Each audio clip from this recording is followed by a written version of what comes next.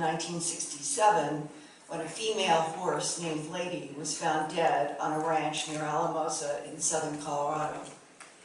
The horse's entire skull and long neck had been stripped of flesh, and every organ in the chest of that horse had been surgically excised according to a medical doctor.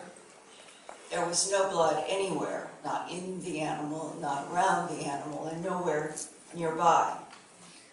And there were no tracks of the animal. It was powdery soil, and the animal is lying there stripped of flesh, but there were no tracks around the body, not even the own horse's tracks. But 100 and some feet away, there were horse tracks in a circle, as if the horse had been caught in something in which the feet had gone around in a circle. And then 100 and some feet away, the body was found.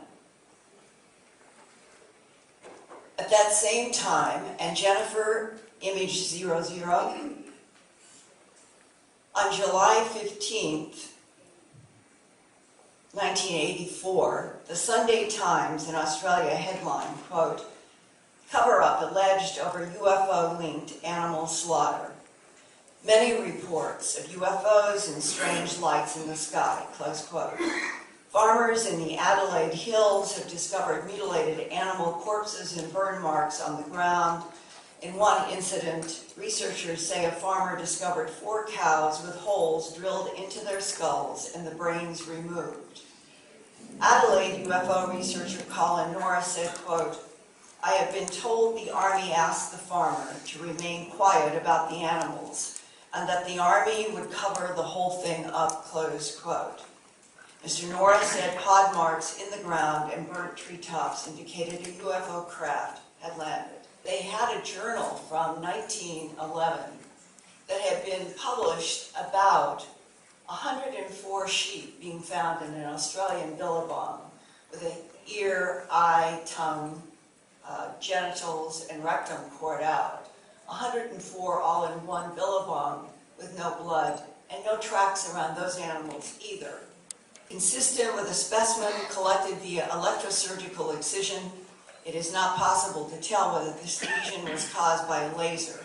It does appear consistent with a heat-induced injury, close quote. But Lynn Lauber called me at KMGH-TV in Denver after the broadcast of my TV documentary, A Strange Harvest, and he said that he had seen my documentary, and he was calling me because, and this is what he said to me, he knew that something from outer space was involved in the mutilations that the RCMP in Canada had investigated. When I asked him, "Why then have you told the media the perpetrators are satanic cults?" he said, the reason was that he felt the truth was too difficult to report publicly. And to get those people, law enforcement or ranchers, to stand up in front of a camera and tell the world what they've seen with their own eyes is the biggest difficulty of my entire career.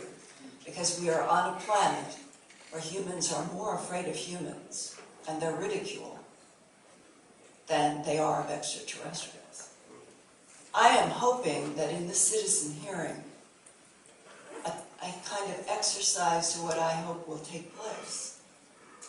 All of this should be presented in a formal, executive, official, congressional hearing of why has the agencies of the United States government, the Department of Justice, the FBI, the CIA, the NSA, the DIA, the NRO, they've all been studying this. They have more data than I do. Why shouldn't this country get back on the track of being of and by and for the people?